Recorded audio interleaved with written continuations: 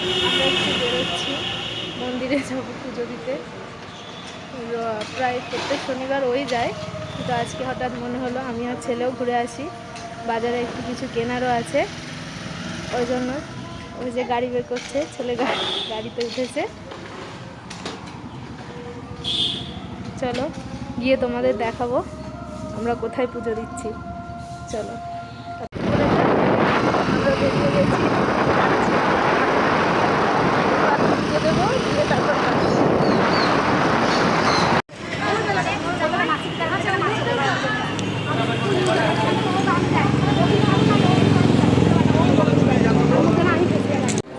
দাও।